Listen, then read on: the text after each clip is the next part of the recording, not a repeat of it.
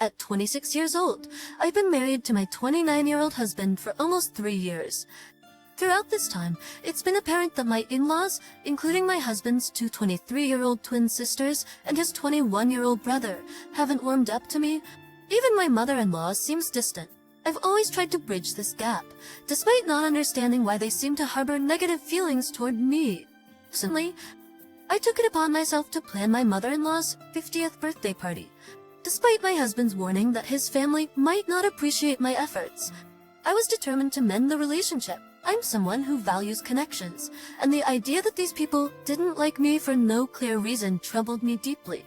I meticulously organized the celebration at my mother-in-law's favorite restaurant, where she and her late husband frequented. I handled all the arrangements, from the food to the decorations, ensuring everything aligned with her preferences. Despite trying to involve my husband's siblings, they showed no interest and left the entire planning on my shoulders, even refusing to contribute financially. When the day arrived, my husband and I visited his mother to extend the invitation. To my surprise, his siblings were already there, appearing startled by our presence. After some small talk, I disclosed the plans for her celebration. When my husband acknowledged that it was my effort, not his, she suddenly became cold, souring the atmosphere. I detailed how I had meticulously arranged the event, hoping she would appreciate my gesture. Instead, she delivered a falsely sweet thank you before informing me that I wouldn't be attending. Shocked, I asked her why. When I asked why, she explained that she wanted her 50th to be an intimate family affair, extending that designation only to relatives, not me. She essentially asked me to keep away. My husband and I were stunned, and in that moment I realized he had been right all along. She was never going to appreciate any effort at the 4th. The smirk on my in-laws' faces infuriated me further. I couldn't contain my frustration. I stood up and bluntly told her to go to hell, warning her that if she showed up the next day, I'd have security remove her. That wiped the smugness off their faces. She accused me of being cold and cruel, but I just laughed in response. I was fed up and made it clear that my decision was final. Her attempts to make me feel guilty by crying fell on deaf ears. I was too enraged to care. On the drive home, I tried to cancel the reservation, but it was too late. My husband seemed uncomfortable, choosing not to comment much except for saying I did the right thing before stepping out for a smoke. He's never been one to delve into family conflicts, and I appreciated him not making me feel worse about ignoring his advice, since I'd already paid for everything. I canceled the last-minute invites, irking some of my mother-in-law's friends. Instead, I called upon my own friends to salvage the situation and make the evening enjoyable. My husband and I invited some of his friends too, deciding to turn the occasion into our own celebration. We hastily removed the decorations before they arrived and ended up having an absolute blast. I uploaded all the pictures when I returned home today. My sister-in-law texted me, upset that I repurposed the venue for my own use after canceling my mother-in-law's birthday party. She accused me of selfishness, highlighting how much the place meant to my mother-in-law.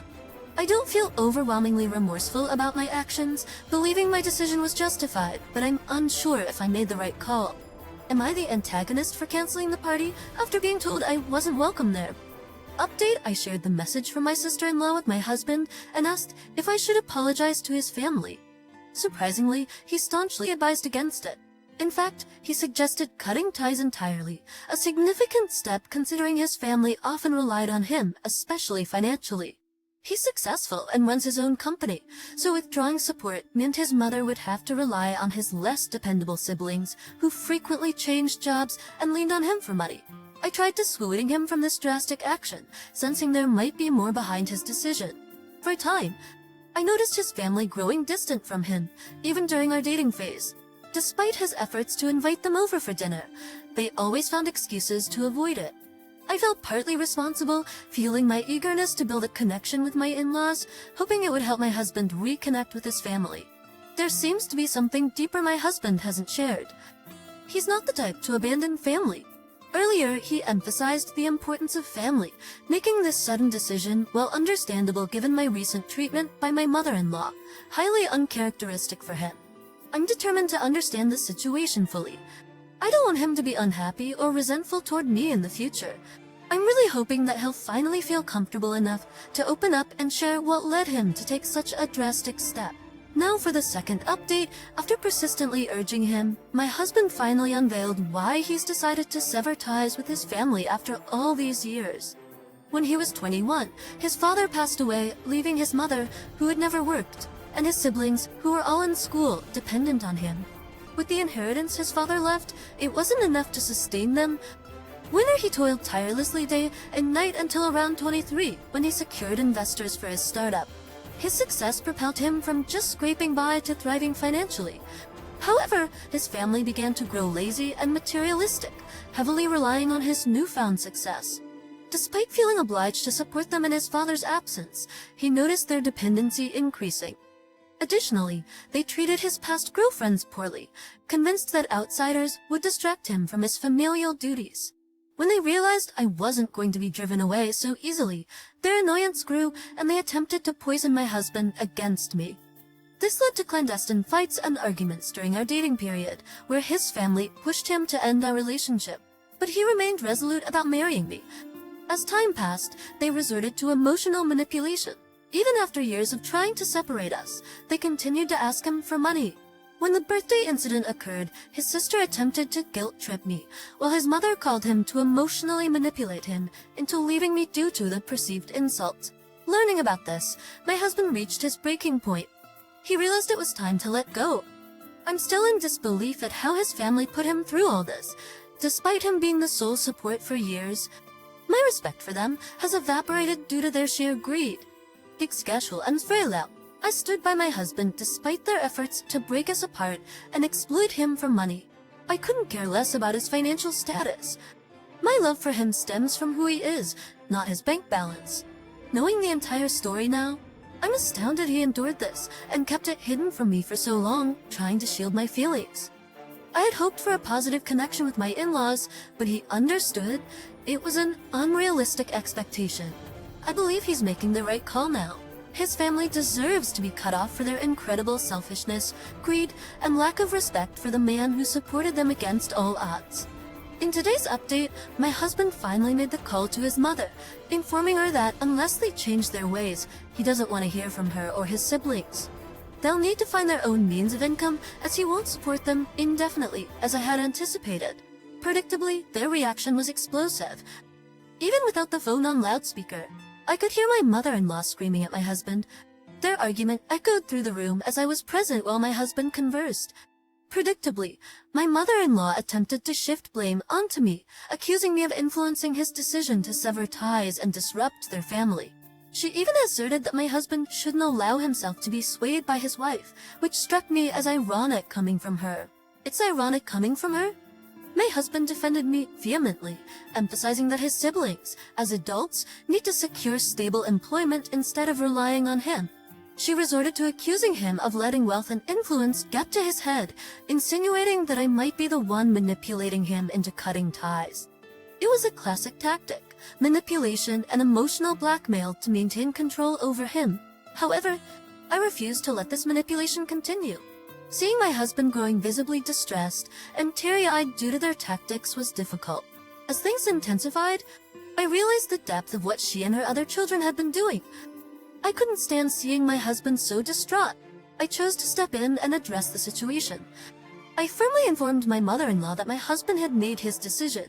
If she and her children didn't align with our expectations soon, they risked losing his support indefinitely. The choice was theirs.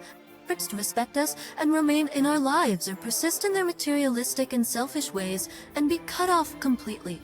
After asserting this, I hung up, muted notifications on my husband's phone to grant him a break from their messages and allowed him time to calm down.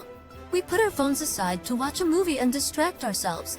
In the next update, after enduring harassment, my mother-in-law turned her attention to me. Following the movie, my husband resumed some pending work, and as I checked my phone, I found numerous missed calls and offensive texts from my in-laws. I anticipated this behavior and documented their messages without engaging.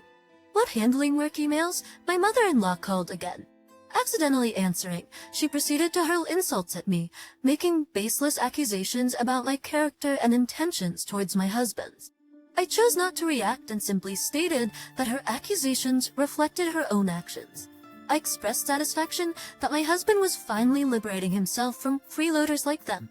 Subsequently, I blocked my mother-in-law and his siblings on all possible platforms to halt their harassment. It's disheartening how low some people stoop to evade responsibility. I refrained from telling my husband about his mother's call to avoid causing him further stress, but I'm prepared to involve him if their harassment continues.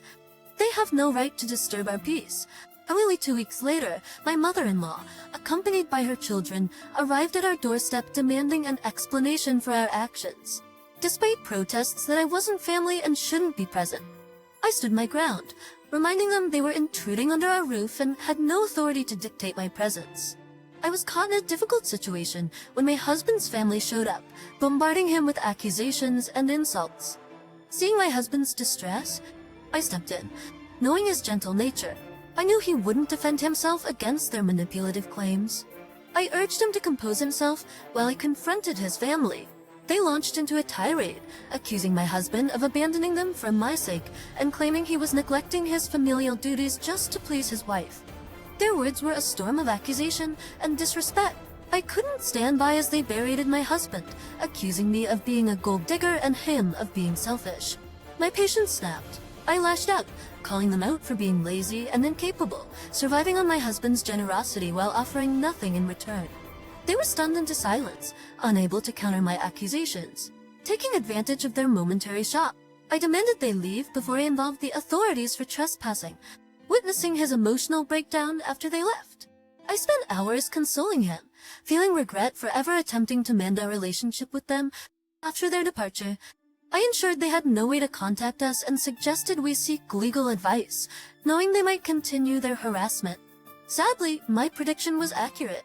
Within days, my mother-in-law sent a legal notice, falsely claiming my husband had embezzled funds from the family estate to start his business.